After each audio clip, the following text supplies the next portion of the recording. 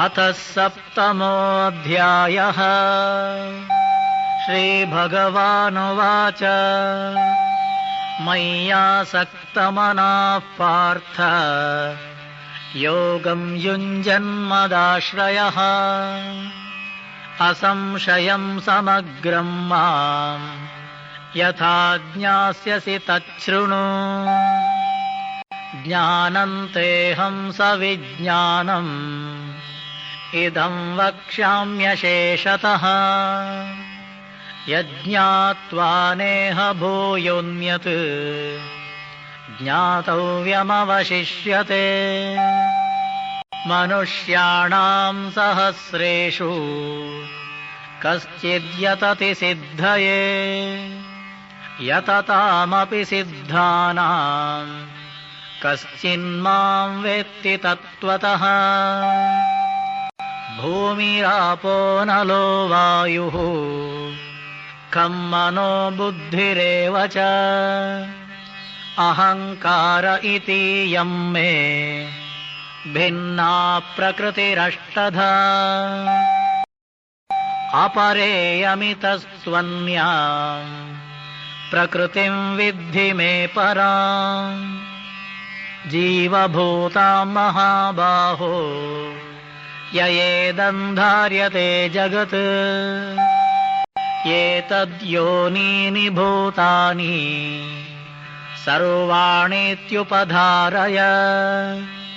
अहं कृत्स्नस्य जगतः प्रभवप्रलयस्तथा मत्तः परतरं नान्यत् किञ्चिदस्ति धनञ्जय। मयि सर्वमिदं प्रोतं सूत्रे मणिगणा इव। रसोऽहमप्सु कौन्तेय प्रभास्मि शशिसूर्ययोः। प्रणवः सर्ववेदेषु शब्दखे पौरुषं नृषु। रसोऽहमप्सु कौन्तेय प्रभास्मि शशिसूर्ययोः। प्रणवः सर्ववेदेषु शब्दखे पौरुषं नृषु। पुण्यो गन्धः पृथिव्यां च तेजश्चास्मि विभावसौ। जीवनं सर्वभूतेषु तपश्चास्मि तपस्विषु। बीजं मां सर्वभूतानां विद्धि पार्थ सनातनम्। बुद्धिर्बुद्धिमतामस्मि तेजस्तेजस्विनामहम्। बलं बलवतां चाहम् कामरागविवर्जितम्। धर्माविरुद्धो भूतेषु कामोऽस्मि भरतर्षभ। ये चैव सात्विका भावाः राजसास्तामसाश्च ये मत्त एवेति तान् विद्धि न त्वहं तेषु ते मयि। त्रिभिर्गुणमयैर्भावैः एभिः सर्वमिदं जगत् मोहितं नाभिजानाति मामेभ्यः परमव्ययम्। दैवे ह्येषा गुणमयी मम माया दुरत्यया। मामेव ये प्रपद्यन्ते मायामेतां तरन्ति ते। न मां दुष्कृतिनो मूढाः प्रपद्यन्ते नराधमाः। माययापहृतज्ञानाः आसुरं भावमाश्रिताः। चतुर्विधा भजन्ते मां जनाः सुकृतिनोऽर्जुन। आर्तो जिज्ञासुरर्थार्थी ज्ञानी च भरतर्षभ।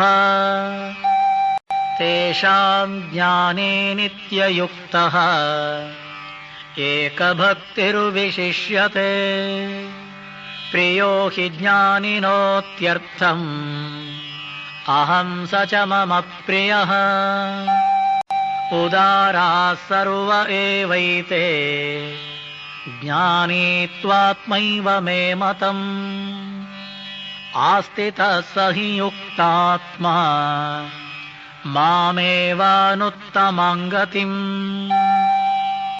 बहूनां जन्मनाम् अन्ते ज्ञानवान् मां प्रपद्यते वासुदेवः सर्वमिति स महात्मासु दुर्लभः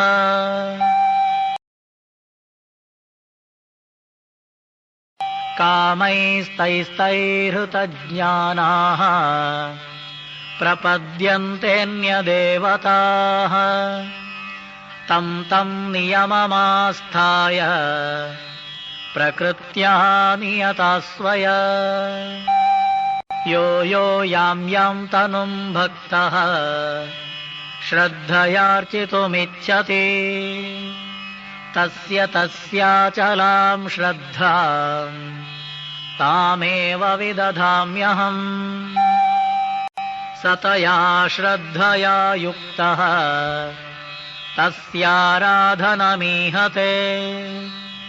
लभते च ततः कामान् मयैव विहितान् हितान् अन्तवत्तु फलं तेषां तद्भवत्यल्पमेधसाम् देवान् देवयजो यान्ति मद्भक्ता यान्ति मामपि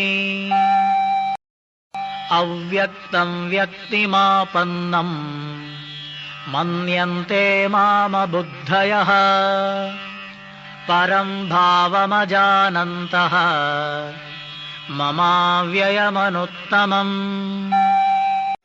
नाहं प्रकाश सर्वस्य योगमाया समावृतः मूढोऽयं नाभिजानाति लोको मामजमव्ययम् वेदाहं समतीतानि वर्तमानानि चार्जुन भविष्याणि च भूतानि मां तु वेद न कश्चन इच्छाद्वेषसमुत्थेन द्वन्द्वमोहेन भारत सर्वभूतानि सम्मोहम् सर्गे यान्ति परं तप येषां त्वन्तगतं पापम् जनानां पुण्यकर्मणां ते द्वन्द्वमोहनिर्मुक्ताः भजन्ते मां दृढव्रताः जरामरणमोक्षाय मामाश्रित्य यतन्ति ये ते ब्रह्म तद्विदुः अध्यात्मं कर्म चाखिलम् साधिभूताधिदैवं मां साधियज्ञं च ये विदुः प्रयाणकालेऽपि च मां ते विदुर्युक्तचेतसः